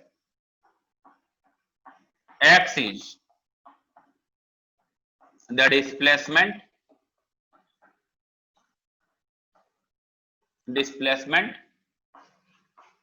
from mean position, ठीक। बोल रहा है कि एक पार्टिकल जो है, एक ऑब्जेक्ट जो है, एक ऑब्जेक्ट का मास 2 kg दे रखा है एंड उस ऑब्जेक्ट पर जो फोर्स लग रहा है F equal to minus 10x लग रहा है एंड x जो है पार्टिकल का डिस्प्लेसमेंट फ्रॉम मीन पोजीशन है and at t equal to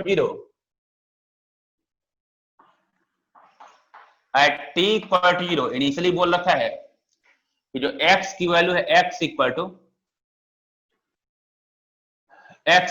a by root 2 and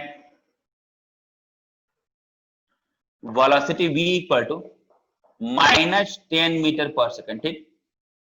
x equal to a by root 2 and velocity is minus 10 meter per second. Find x as a function of t and v as a function of t.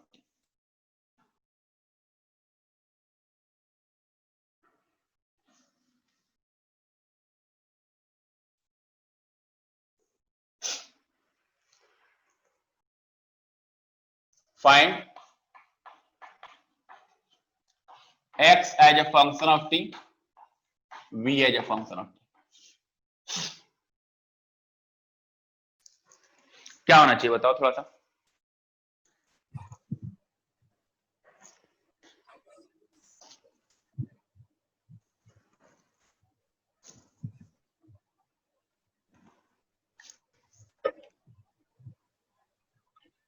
Sir इसका angle तो लेंगे 3π/4 sir, क्योंकि यहाँ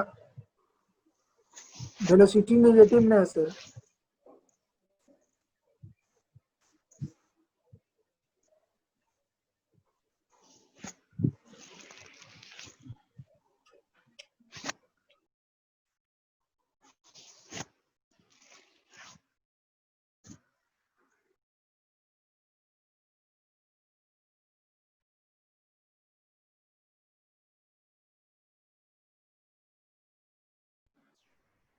a/√2 sin √5t plus phi naught.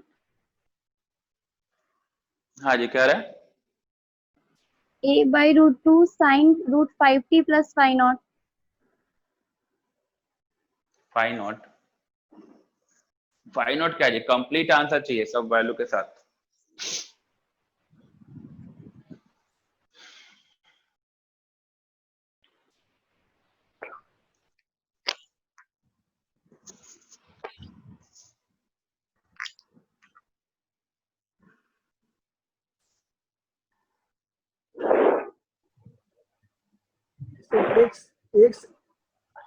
x बराबर sir हो जाएगा 10 sin root 2√10 sin √5t plus 3π/4।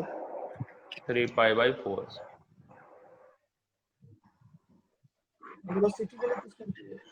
हाँ जी, और किसी का आंसर?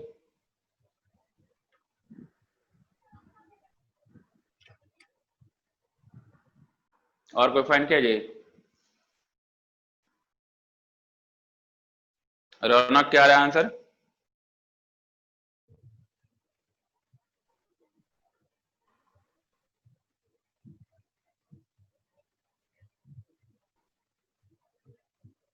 स्नेहा तुम बताओ क्या रहा आंसर?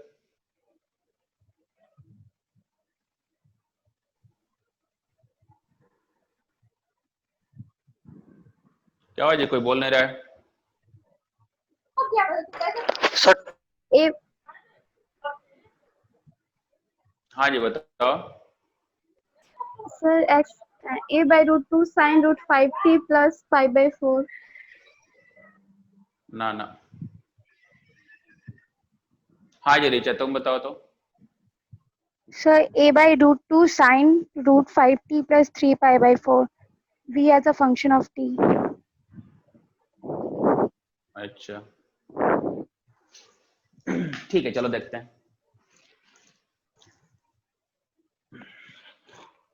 देखो मैंने एसएचएम जो हम लोग पढ़े, एसएचएम का मेन मोटिव क्या है, जैसे मैंने पहले ही बताया कि अब जैसे एक बार जैसे काइनेमेटिक्स का मैंने एग्जांपल लिया था कि एक बार हम लोग को ये जब पता चल गया कि अगर कोई पार्टिकल 1D मोशन परफॉर्म कर रहा है, ठीक, uniformly accelerated 1D motion perform कर रहा है, तो उस केस में डायरेक्टली हम लोग v = u + at या s = ut + half at square सब इक्वेशन अप्लाई करते हैं।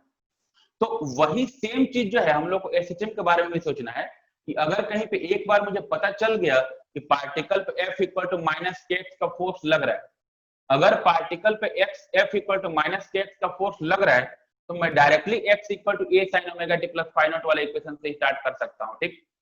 तो पहले फोर्स की वैल्यू क्या लिखते हैं हम लोग यहाँ पे, तो F जो है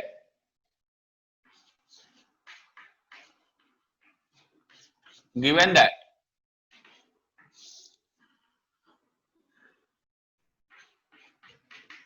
F = -10x है ना, F = -10x, F = -kx आ गया, पार्टिकल एसएचएम परफॉर्म करेगा, कोई दिक्कत नहीं है, ठीक। अब जो है यहां से पहले एक्सेलरेशन फाइंड करेंगे। एक्सेलरेशन अगर मैं कैलकुलेट करूं तो एक्सेलरेशन जो है F/m होता है, ठीक। मास से डिवाइड करेंगे, मास कितना दे रखा है ऑब्जेक्ट का 2 kg, तो मास 2 kg है तो 2 से डिवाइड कर लो, तो -5x होगा। एक्सेलरेशन जो है और -5x होगा, कोई दिक्कत इसमें? एंड अगर एक्सेलरेशन -5x हुआ तो मैं बोल सकता है कि -5x को -ω² x लिख सकता हूं। इन केस ऑफ SHM जो एक्सेलरेशन होता है वो -ω² x होता है ना जी। Yes sir. ठीक है, तो जो -5x है उसको मैंने -ω² x के फॉर्मेट में लिख लिया। ठीक, अब जो है अब यहां से ओमेगा की वैल्यू आएगी, ओमेगा कितना आ गया, ω√5 आ गया। ठीक, एक चीज ध्यान रखें कि ओमेगा जो है निगेटिव नहीं होता है जी। ऐसा नहीं कि ω² 5 लिख लेंगे और ω ±√5 लिख लेंगे। ठीक, ±√5 नहीं होगा, ω√5 ही होगा। ओमेगा एंगुलर फ्रीक्वेंसी है और एंगुलर फ्रीक्वेंसी कभी भी किसी ऑब्जेक्ट के लिए निगेटिव नहीं होती। ठीक, एंगुलर फ्रीक्वेंसी की वैल्यू जो हमेशा पॉजिटिव ही होती है। तो ये √5 हुआ। अब ओमेगा तो आ गया जी। अब यहां तक जैसे ही कैलकुलेट किए और ये मुझे पता है कि f = -kx का फॉर्मेट है, यानी कि इक्वेशन में लिख सकता हूं कि that means x = a sin ω_t, a sin √5t and plus five. First हम लोग का स्टार्टिंग इक्वेशन ये होना चाहिए। ठीक, कोई दिक्कत इसमें? अब एक बार ये फाइंड कर लिए, अब यहां पे मुझे कंप्लीट इक्वेशन फाइंड करने के लिए करना क्या है, मुझे एम्पलीट्यूड a की वैल्यू चाहिए और initial phase angle find out चाहिए। इसको और इसको कैलकुलेट कर लेंगे, ये इक्वेशन कंप्लीट हो जाएगी। ठीक है, तो a एंड फाइंड आउट मुझे दो कांस्टेंट्स की वैल्यू फाइंड करनी है एंड इन दोनों कांस्टेंट्स की वैल्यू फाइंड करने के लिए यहाँ पे इनिशियल दो कंडीशन भी दे रखा है। ठीक, t = 0 पे x की वैल्यू a/√2 है और वेलोसिटी -10 मीटर/सेकंड है। ठीक, तो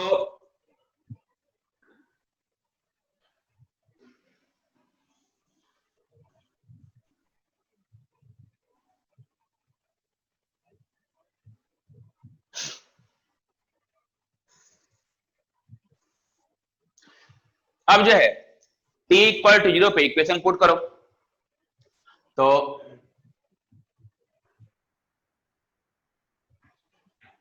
एट t = 0 हम लोग के पास है x = a sin ω_t। t को 0 पुट कर देते हैं तो 0 ही हो गया, तो ये पूरी टर्म 0 हो जाएगी। a sin φ0 यही आ गया ना जी, x = a sin φ0। t = 0 put किया तो इस इक्वेशन में t को 0 पुट करेंगे तो ω_t की जो टर्म है ये टर्म तो 0 हो जाएगी। ठीक, तो ये हम लोग का आ गया a sin φ0 एंड t = 0 पे x की वैल्यू क्या है जी, a/√2। That means a/√2 is equal to a sin φ0 ये है। ठीक, यहां से कैंसिल करेंगे तो sin φ0 इसकी वैल्यू आ जाएगी 1/√2। sin φ0 इज 1/√2 एंड sin φ0 अगर 1/√2 है तो 1/√2 पॉजिटिव क्वांटिटी है, पॉजिटिव है, तो साइन की पॉजिटिव वैल्यू दो क्वाड्रेंट में होता है, first quadrant and second quadrant. तो करस्पॉन्डिंग टू फर्स्ट क्वाड्रेंट इसमें एंगल होगा π/4 and corresponding to second quadrant 3π/4।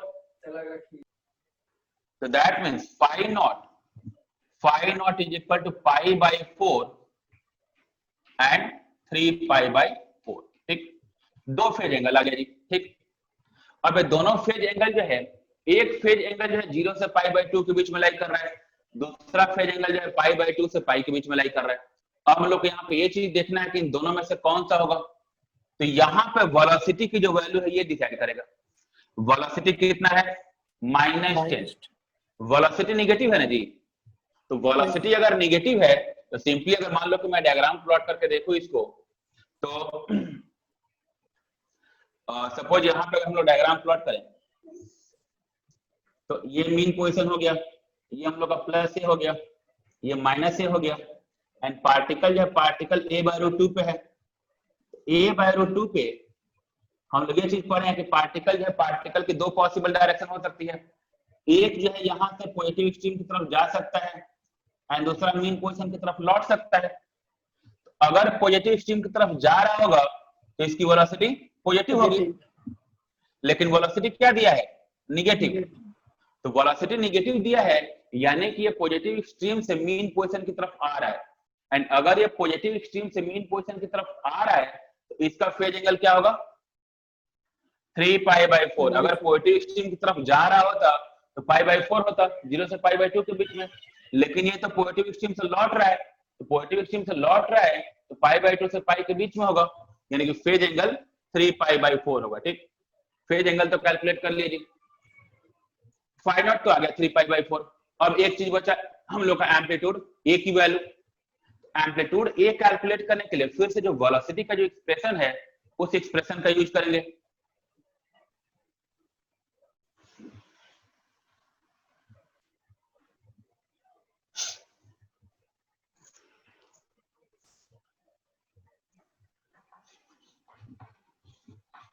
Again v equal to हम लोग के पास है plus minus omega under root a square minus x square, ये इक्वेशन है ना जी। v equal to plus minus omega root a square minus x square, ये हम लोग फाइंड किए हैं। अब यहाँ पे वेलोसिटी जो है वेलोसिटी तो निगेटिव दे ही रखा है, तो वेलोसिटी निगेटिव है यानी कि माइनस ओमेगा वाले टर्म लेके चलेंगे। तो वेलोसिटी कितना दिया है, -10। That means -10 is equal to minus omega, omega कितना है √5 and under root a square minus x square, a square और माइनस एक्स स्क्वायर, एक्स की वैल्यू कितनी है a/√2। जब वेलोसिटी -10 है, जब वेलोसिटी -10 है एक्स की वैल्यू a/√2 है, तो a/√2 का होल स्क्वायर कितना हो जाएगा, a²/2। ठीक, तो a स्क्वायर और माइनस a²/2 ये बचेगा a²/2 एंड इसको ये तो माइनस माइनस कैंसिल हो गया, तो 10 इज इक्वल टू √5 और इंटू a/√2। क्या करें जी, तो यानी कि यहां से a की वैल्यू आ जाएगी a is equal to 10√2 upon √5, 10√2 upon √5। ठीक, इसको और सिंप्लीफाई कर सकते हैं 5 × 2 करके। ठीक है, ठीक है, तो a की वैल्यू आ गई, अब a भी आ गया, फाई नॉट भी आ गया। मुझे पूछा था कि x as a function of t क्या होगा, अब वैल्यू लिख लो।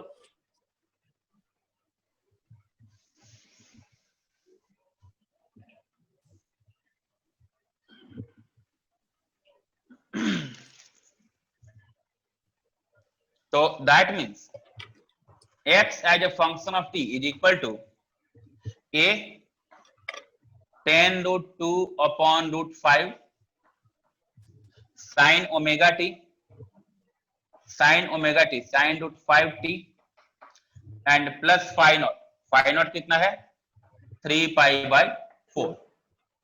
तो ये जो है ये इसकी इक्वेशन आ गई जी। कोई दिक्कत कोई परेशानी किसी को इसमें?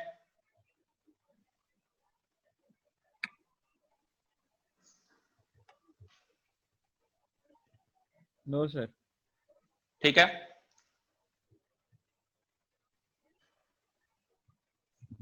Yes sir. ठीक है, एग्जैक्टली सिमिलर क्वेश्चन जो एक और मैं दे रहा हूं। जैसे मान लो कि एक पार्टिकल का एक्सेलरेशन दे रखा है। ठीक, if acceleration of the particle a is equal to -25x। ठीक, a की वैल्यू जब -25x दे दिया and at t equal to 0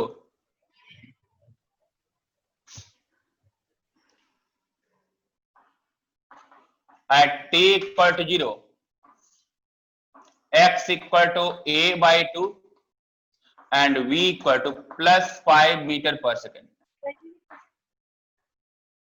x equal to a/2 and v equal to +5 meter per second। एक चीज और है यहाँ पे, जैसे मैंने मान लो कि मैं x as a function of t find कर लिया, अब मुझे v as a function of t या a as a function of t पूछेगा, कोई परेशानी इसमें? एक बार डिफरेंशिएट करेंगे v as a function of t आएगा, एक बार और डिफरेंशिएट कर देंगे a as a function of t आ जाएगा, फिर उनको एलिमिनेट करेंगे v as a function of x, सारा कुछ जो है वो हम लोग कैलकुलेट कर सकते हैं, कोई बड़ी बात नहीं है। ठीक है, अब यहाँ पे जो है यहाँ पे भी सेम चीज है, पार्टिकल का एक्सेलरेशन गिवन है, t इक्वल टू 0 की सिचुएशन दे रखा है, find x as a function of t। x as a function of t क्या होगा, फाइंड करके बताओ।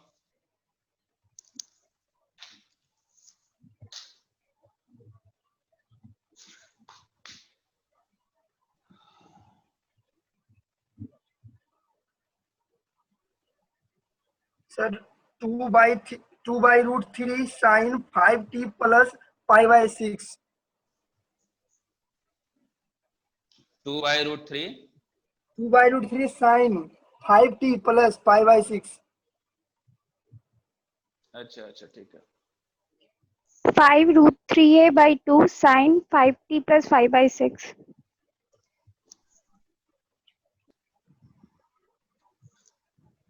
हाँ जी रिचा क्या बोले?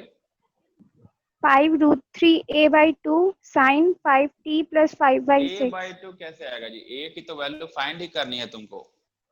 अच्छा ये तो फाइंड करोगी ना जी। Yes sir. Sir, 5 plus 5/6। आप फिर से बोलो, कुछ सुनाई नहीं पड़ा। 2/√3 sin 5 plus 5/6। 2/√3 sin 5t plus 5/6। हाँ जी क्या आ रहा है? 2/√3 sin 5t plus 5/6। अच्छा किसका आंसर है? Sir 4/√3 5t plus 5/6। हाँ जी कौन आंसर बोल रहा है? निशांत। निशांत। हाँ जी हाँ जी निशांत बताओ। 4/√2 5t sin 5t plus 5/6। Sir 2/√3 sin 5t plus 5/6। हाँ ठीक है चलो देखते हैं।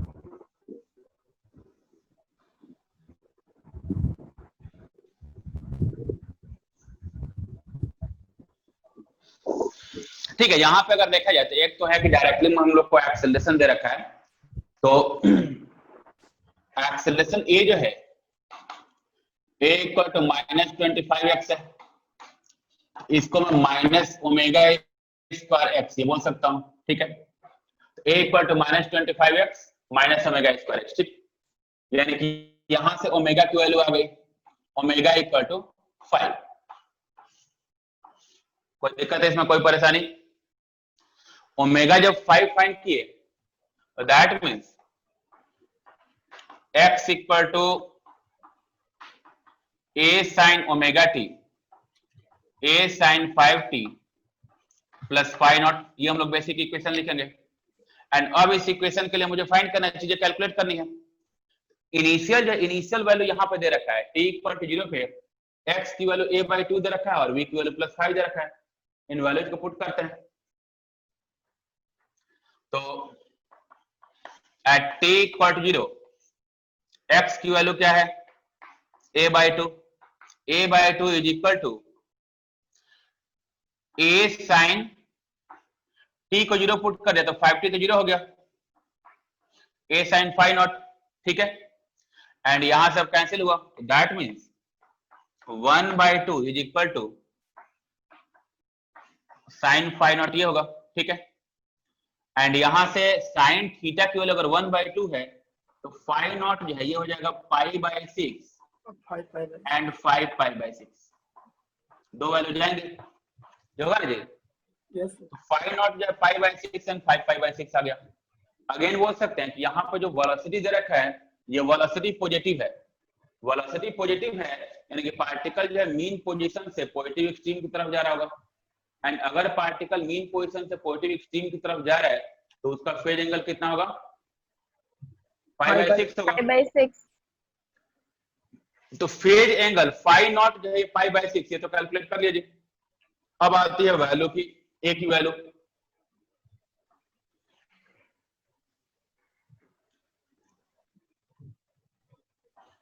तो वेलोसिटी वाले एक्सप्रेशन में रखो, v equal to plus minus omega under root a square minus x square, ये है। और वैसी बात है वेलोसिटी पॉजिटिव है तो प्लस साइन के साथ चलेंगे, तो 5 equal to plus omega 5, omega की वैल्यू 5 है, रूट ए स्क्वायर और माइनस एक्स स्क्वायर, एक्स की वैल्यू a/2 है, a स्क्वायर बाई 4 हो जाएगा।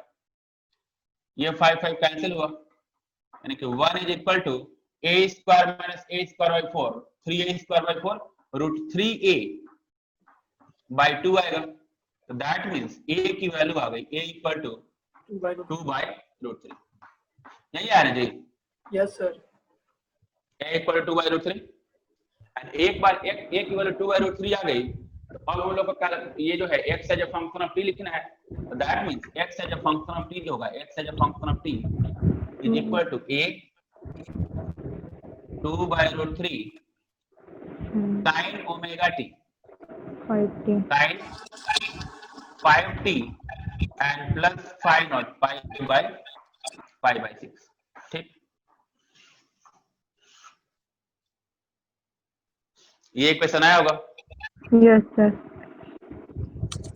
कोई परेशानी Yes, इसमें? sir. No, sir.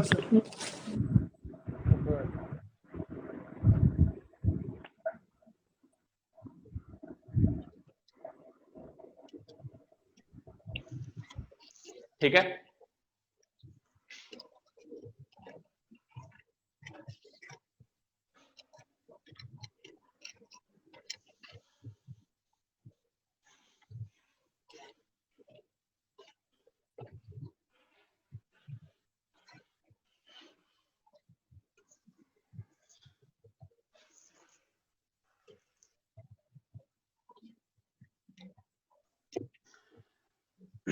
ठीक है। मान लो एक और क्वेश्चन करते हैं इसमें। जैसे सपोज ये दिया हुआ है कि एक पार्टिकल पे जो फोर्स लग रहा है, force F is equal to -25x force दे रखा है। पार्टिकल का मास जो है, मास 4 kg दे रखा है, ठीक। And at t equal to 0 x की वैल्यू जो है वो +2 मीटर दिया हुआ है, एंड वेलोसिटी जो है -10 मीटर पर सेकंड दिया है, ठीक। Find x as a function of t। Force given है, मास गिवन है, x की वैल्यू इस बार a के टर्म में नहीं दिया, x की वैल्यू यहाँ पे वैल्यू दिया। अभी तक जो x की वैल्यू दी हुई थी a/2 इसके लिए फाइंड कर रहे थे, यहाँ पे x को +2 बोला है, 2 मीटर।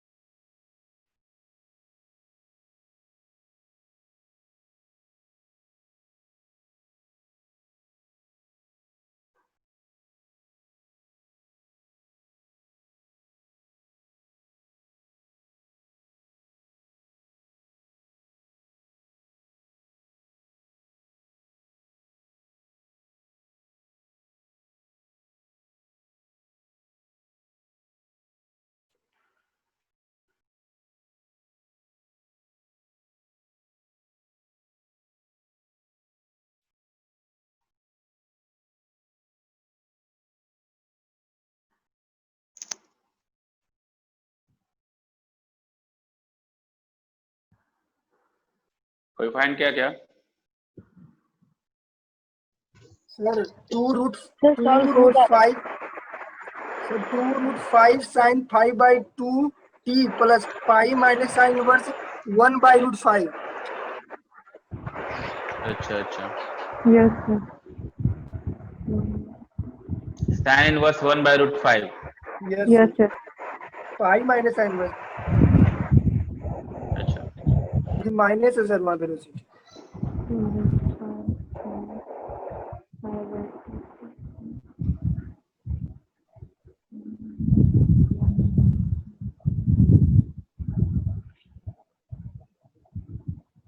और कोई आंसर किसी का? Sir, 2√5 sin 5/2t plus sin inverse 1/√5. Sir वही आंसर है sir, 2√5 sin 5/2t plus sin inverse 1/√5। Yes, sir. Sir पाई माइनस साइन इनवर्स 1/√5 होगा ना?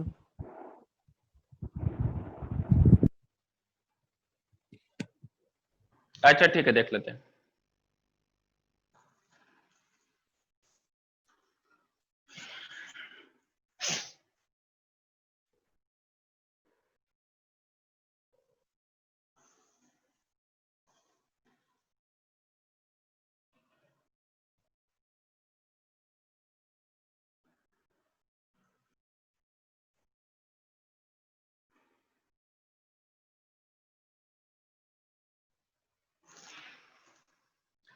ठीक है, इसमें जैसे फोर्स दे रखा है F इक्वल टू -25x, ठीक। Mass of the particle 4 kg दे रखा है, दैट मींस एक्सेलरेशन जब मैं फाइंड करूंगा तो acceleration equal to F/m -25/4 x ये आएगा, एंड यहां से ओमेगा स्क्वायर की वैल्यू आ गई, that means omega square is equal to 25/4 है, ओमेगा आ गया 5/2, ठीक है। ओमेगा इक्वल टू 5/2, ठीक है। यानी कि अगर इक्वेशन अगर लिखेंगे तो इक्वेशन जो होगा that means x is equal to a sin omega t 5/2t and plus phi naught, ये लिखेंगे, ठीक है। अब यहाँ पे पॉइंट ये है कि x की जो वैल्यू है ये हम लोग का a के फॉर्मेट में तो नहीं दिया है, तो जब हम लोग यहाँ पे t इक्वल टू 0 पुट करेंगे तो t इक्वल टू 0 पुट करने पे पहले जो a के फॉर्मेट में दिया रहता था तो वहां से डायरेक्टली फाइ नॉट की वैल्यू आती थी। अभी यहाँ पे डायरेक्टली फाइ नॉट की वैल्यू नहीं आ पाएगी, तो हम लोग थोड़ा सा कुछ और सोचेंगे। तो वेलोसिटी का एक्सप्रेशन दिया हुआ है हम लोग को, वेलोसिटी जो है -10 मीटर है, पहले वेलोसिटी से ही कैलकुलेट करते हैं। तो at t equal to 0 velocity v जो है, v का एक्सप्रेशन है plus minus omega under a square minus x square, ये है। अब जो वेलोसिटी है कितनी है, -10 मीटर है, तो velocity -10 that is equal to minus omega minus 5/2 and under root a square और minus x square, t equal to 0 पे x की वैल्यू कितनी है 2, x स्क्वायर कितना हो जाएगा 4, ठीक है। ये माइनस माइनस कैंसिल हुआ, इससे 5 से ये 2 टाइम्स कैंसिल होगा एंड इस 2 से मल्टीप्लाई कर देंगे, तो बेसिकली 2 से मल्टीप्लाई करके वैल्यू आएगी 4 is equal to under root a square minus 4 square करो तो 16 is equal to a square minus 4, a की वैल्यू आ गई a equal to under root 20 that is equal to 2√5, ठीक। a की वैल्यू आ गई 2√5, कोई दिक्कत, ठीक है। अब a की जो वैल्यू आई है अब इस एक्सप्रेशन में पुट करो, तो that means x is equal to 2√5 sin omega t 5/2t and plus phi naught, ये होगा, ठीक है। अगेन t इक्वल टू 0 पे, at t equal to 0 x की वैल्यू कितनी है 2, तो 2 इज इक्वल टू 2√5 साइन, ये 0 हो गया, साइन फाइव नॉट ये कैंसिल हुआ, यानी किया जाएगा 1/√5 is equal to sine five naught.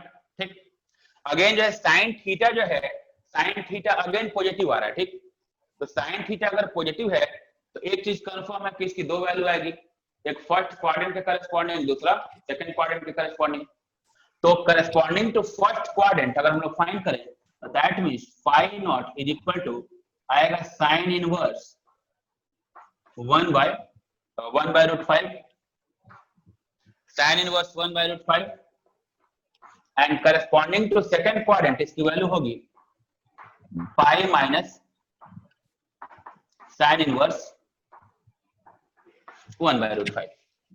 ये दो वैल्यू आएगी जी? Yes sir. ठीक है, तो sign inverse 1/√5 and pi minus sine inverse 1/√5। अब दोनों में किसको पिक करें हम लोग? पाई माइनस साइन इनवर्स 1/√5 क्योंकि वेलोसिटी तो वेलोसिटी के एक्सप्रेशन से पता चलेगा, अगर ये वेलोसिटी प्लस 10 मीटर पर सेकंड होता तो पॉजिटिव वेलोसिटी होती तो फर्स्ट क्वाड्रेंट का एंगल लेते, ये एंगल लेते, लेकिन ये वेलोसिटी क्या है? -10 है, निगेटिव साइन है, तो वेलोसिटी में निगेटिव साइन है, यानी कि जो एंगल होगा पाई/2 से पाई के बीच में होगा, यानी कि एंगल कौन सा होगा? पाई माइनस साइन इनवर्स 1/√5 होगा। ठीक, तो ये जो है ये हम लोग का फेज एंगल आ गया पाई माइनस साइन इनवर्स 1/√5। ठीक, एंड ये वैल्यू आ गई तो फिर हम लोग का जो है एक्सप्रेशन पुट कर दो, ए की वैल्यू भी पता है, ओमेगा भी पता चल गया, फाई नॉट भी पता चल गया। कोई परेशानी इसमें, कोई दिक्कत? No sir. ठीक है, यस सर। Yes sir. ठीक है।